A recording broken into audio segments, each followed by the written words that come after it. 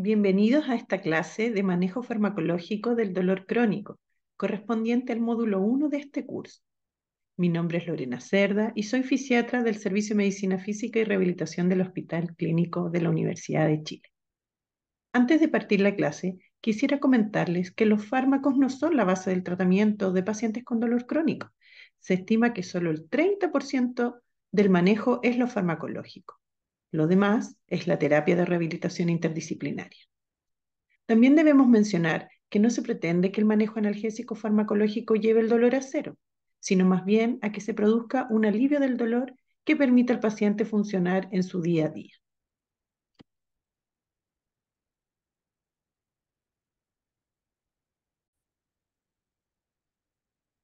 Los contenidos de esta clase los dividiremos en dos partes. La primera es para conocer generalidades de las formas de administración de fármacos, sus mecanismos de acción, sus reacciones adversas y los tipos de fármacos antiinflamatorios, analgésicos, opioides, neuromoduladores y algunos misceláneos que podrían tener un rol en dolor crónico. En la segunda parte veremos los fármacos para uso en infiltración y algunos conceptos sobre las infiltraciones, incluyendo videos de varias de ellas. Es importante que el equipo de rehabilitación conozca los efectos positivos y negativos de los fármacos en dolor crónico, ya que al ser quienes más ven a los pacientes por las frecuencias de terapias 2 o 3 veces por semana, pueden percibir si los medicamentos están haciendo el efecto deseado en los pacientes y pedir a los médicos tratantes que hagan los ajustes en caso que los pacientes estén subtratados o que estén apareciendo reacciones adversas. Antiguamente, para definir los fármacos a utilizar en dolor, se promovía el uso de la escalera analgésica. Esta se creó para dolor oncológico y se extrapoló para uso en dolor no oncológico.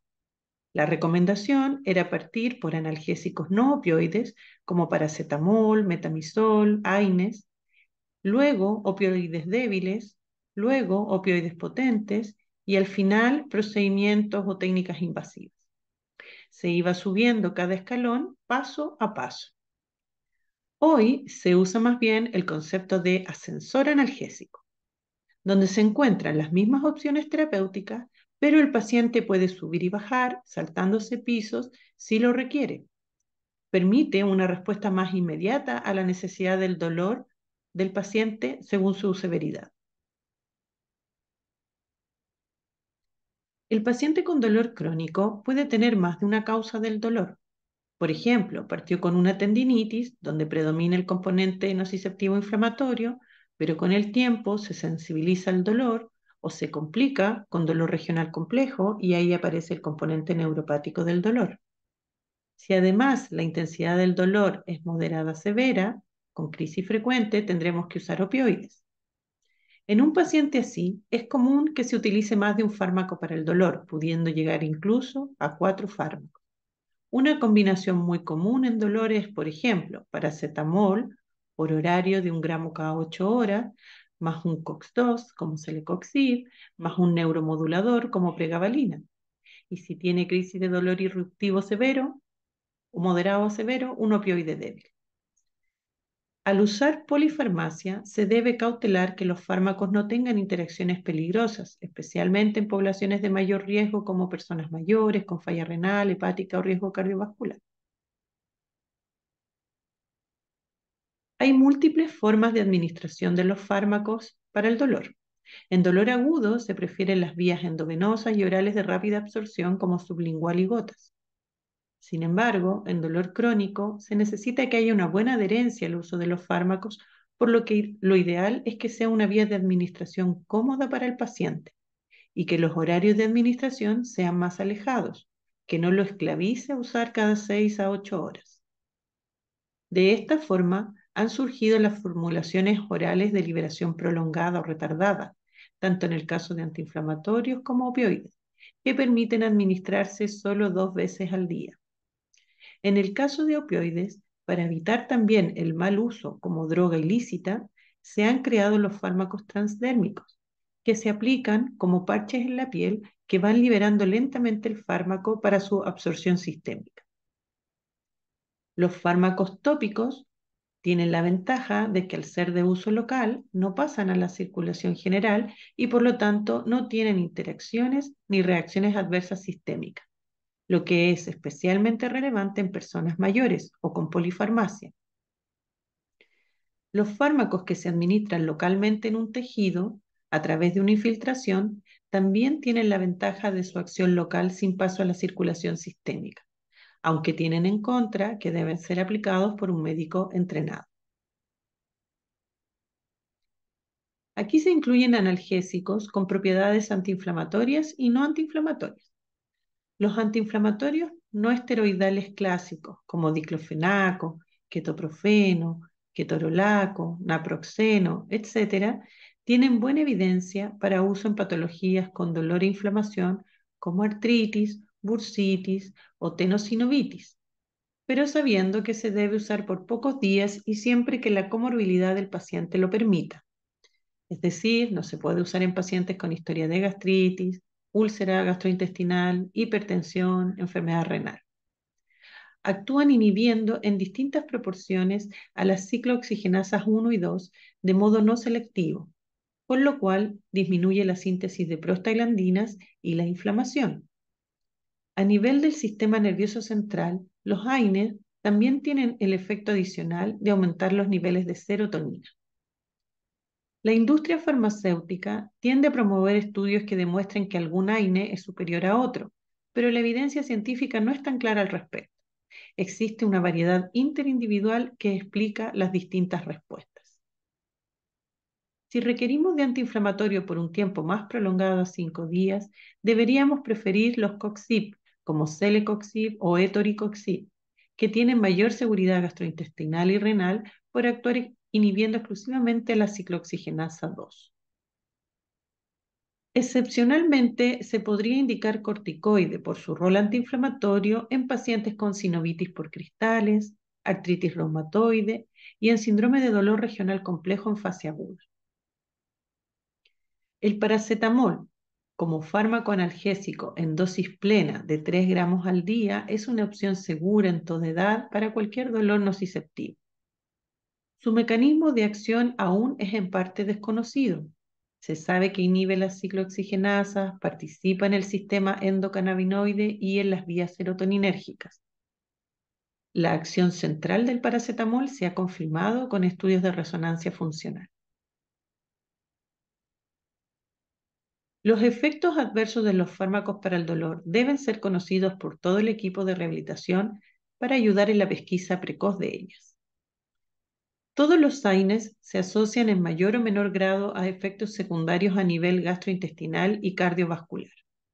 Diclofenaco es el AINE que más se ha asociado a hemorragia digestiva y muerte, y Celecoxib a riesgo cardiovascular. Los efectos secundarios de los corticoides son presión alta, hiperglicemia, insomnio, aumento de peso, principalmente cuando son utilizados en dosis altas. En el caso de infiltración con corticoides, hemos visto que en ciertos pacientes hay que reforzar el manejo de presión arterial y de glicemias por 1 o 2 días. Existen muchos mitos respecto a los opioides, como que producen adicción, efectos adversos peligrosos, tolerancia, es decir, que ya no le van a servir con el tiempo, etc. Lo cierto es que tomando ciertas precauciones, son fármacos efectivos y seguros en el dolor agudo y crónico, incluso en las personas mayores.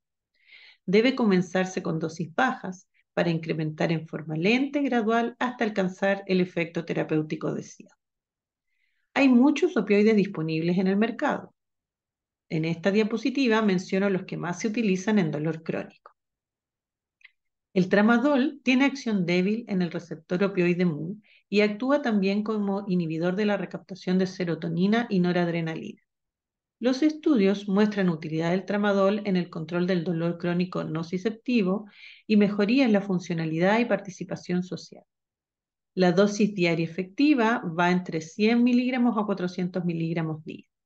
Existe en gotas, cápsulas de acción rápida, ampollas para uso EB y cápsulas de acción retardada. Al administrar tramadol con otros fármacos antidepresivos, se debe estar atento a no gatillar el síndrome serotoninérgico, que afortunadamente es infrecuente. El tapentadol es un analgésico sintético que combina actividad opioide potente y no opioide. La eficacia analgésica se relaciona con la actividad agonista opioide del receptor mu, como con la inhibición de la recaptación de noradrenalina. Este fármaco ha demostrado eficacia en modelos de dolor nociceptivo, neuropático, visceral e inflamatorio. En Chile se vende bajo receta cheque en comprimidos de liberación rápida y liberación controlada de 50 miligramos bajo el nombre comercial de Palexis. La buprenorfina transdérmica es un opioide semisintético potente, agonista parcial de los receptores mu y antagonista de los receptores kappa. La unión al receptor mu es muy lenta, lo que explica el inicio lento y duradero del efecto analgésico. Se metaboliza en el hígado y se elimina por las heces y el riñón.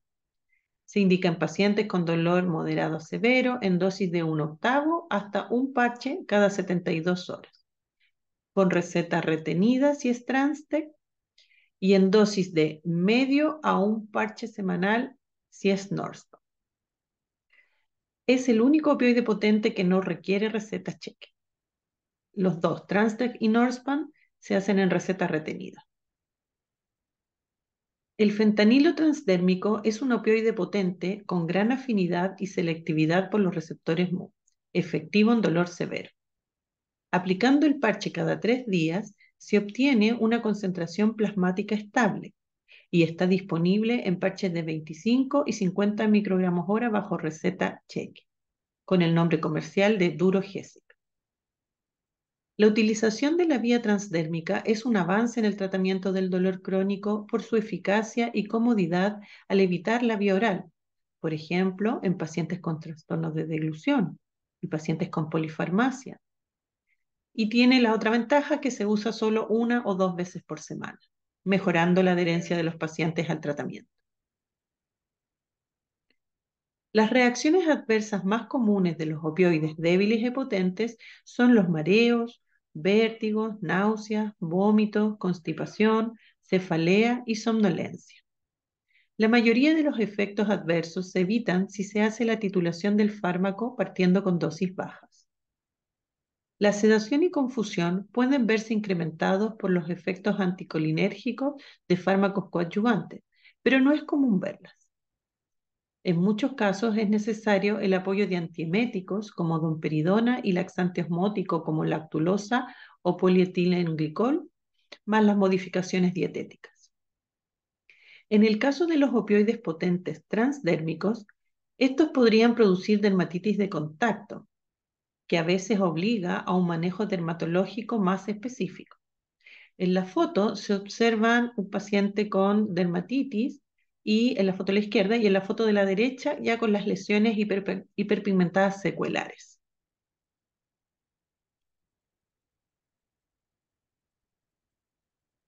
En el caso de dolor nociceptivo, independiente de su etiología y que lleva más de 3 meses de evolución, se hace necesario incorporar al tratamiento farmacológico un medicamento que actúe modulando las vías del dolor, como son antidepresivos o anticonvulsivantes.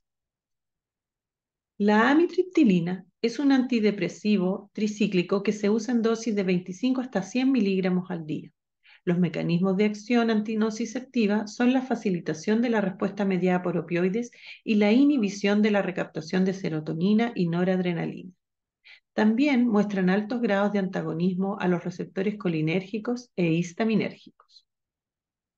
Duloxetina y venlafaxina son antidepresivos duales, inhibidores de la recaptación de serotonina y noradrenalina, que se han mostrado efectivos en el manejo de algunos tipos de dolor crónico.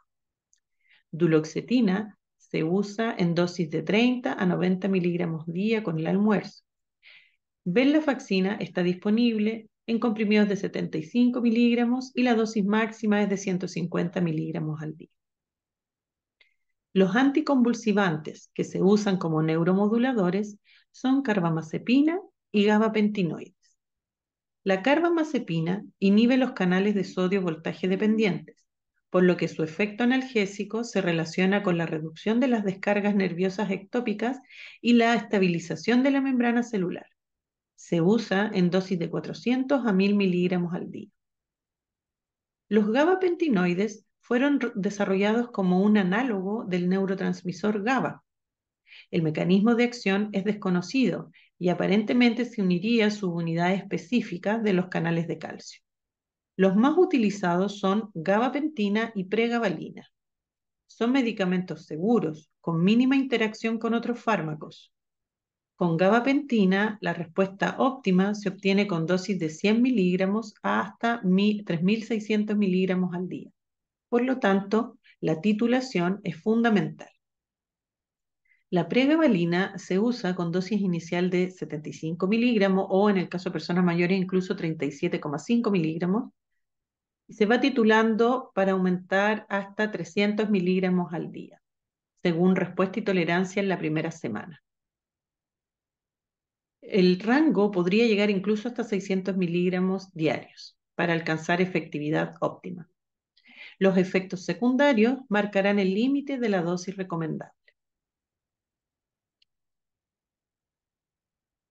Las reacciones adversas de la amitriptilina son una alta incidencia de sedación, serostomía, visión borrosa, retención urinaria, constipación. Debe limitarse su uso en cualquier paciente posinfartado, con arritmia cardíaca y glaucoma. En la persona mayor, la hipotensión ortostática es una de las complicaciones cardiovasculares más frecuentes, por lo que está proscrita, ya por los riesgos de caída en esta población, y queda limitado su uso a poblaciones más jóvenes. Las reacciones adversas más frecuentes de duloxetina y venlafaxina son náuseas, cefalea, sequedad de boca, insomnio. Los efectos adversos más comunes de carbamazepina son somnolencia, inestabilidad y diplopia. También se ha asociado con hiponatremia, defectos en la conducción cardíaca y secreción inapropiada de la hormona antidiurética. La leucopenia y trombocitopenia es bien rara en nuestras poblaciones. Los efectos adversos de los gabapentinoides son leves, como fatiga, somnolencia y mareos, limitados a las 2 o 3 primeras semanas de terapia, y por lo cual se tiende a preferir partir con dosis nocturnas para que esos efectos adversos sean menos perceptibles. La glucosamina y condroitin no han demostrado efecto en la detención de la progresión de la artrosis, pero sí han mostrado efectos analgésicos, por ejemplo, la artrosis de rodilla. Se usa en dosis de glucosamina 1500 asociado con condroitin 1200 por periodos de 6 meses. Los derivados del aceite de palta son otro medicamento para alivio sintomático en el tratamiento de artrosis.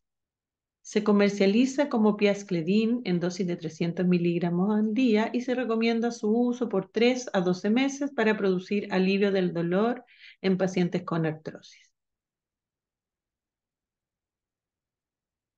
Los agentes tópicos son útiles para reducir la medicación oral en pacientes con dolor localizado y polifarmacia o con mala tolerancia gastrointestinal.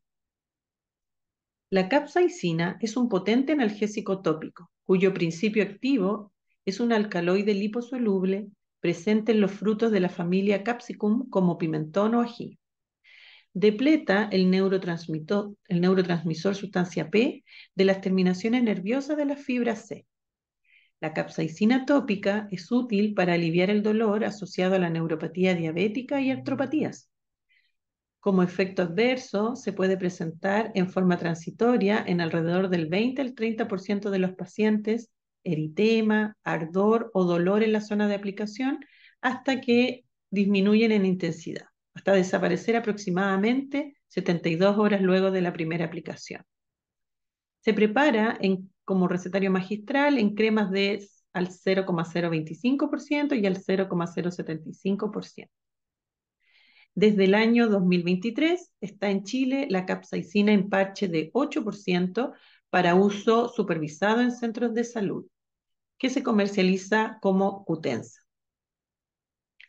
La lidocaína es un anestésico local que bloquea la propagación del impulso nervioso, impidiendo la entrada de iones sodio a través de la membrana. En Chile existe lidocaína tópica como parche Versatis al 5%. Inicialmente se indicó para el alivio del dolor por neuralgia posherpética y otros dolores neuropáticos. Sin embargo, su uso se ha extendido para el manejo sintomático de dolor de distintas causas, no solo neuropáticas, también algunas nociceptivas, como la tendinitis de Kerbein o artrosis de dedos. Se debe aplicar entre un cuarto a hasta 3 parches para cubrir el área afectada por 12 horas y luego se retira y se vuelve a poner en las próximas 24 horas. En general es un fármaco seguro y bien tolerado, aunque su costo aún es importante. La crema EMLA es una crema con una combinación de los fármacos locales lidocaína al 2,5% y prilocaína al 2,5%. Se usa en zonas de piel pequeña, de máximo 20 por 30 centímetros. Se prepara con recetario magistral y el costo es bastante accesible. También se puede usar en dolores neuropáticos y en dolores nociceptivos. La comorbilidad que requiere un esfuerzo adicional para la elección de fármacos es la insuficiencia renal, la gastritis, la úlcera péptica, la insuficiencia hepática y los riesgos cardiovasculares. Los pacientes con hiperplasia prostática, glaucoma, arritmia, hay que tener cuidado con los efectos anticolinérgicos de los fármacos opioides y de los fármacos neuromoduladores. También hay que tener precaución en los pacientes mayores con el uso de cualquiera de estos fármacos, ya que pueden tener problemas en el clearance renal y en el metabolismo hepático que no son muy evidentes. Entonces, por eso hay que hacer los ajustes en las dosis de los fármacos. Para ir concluyendo, entonces, tenemos numerosas opciones farmacológicas por distintas vías de administración para el manejo del dolor musculoesquelético y neuropático. Para elegir el o los fármacos se debe considerar la fisiopatología, las comorbilidades, los posibles efectos adversos, la evidencia, los costos y la accesibilidad.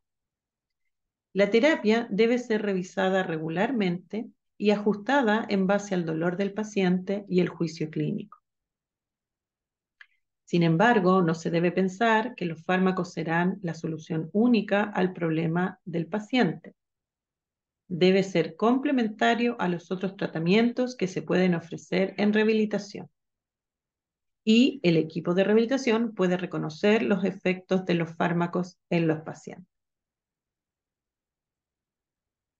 Con eso terminamos la primera parte.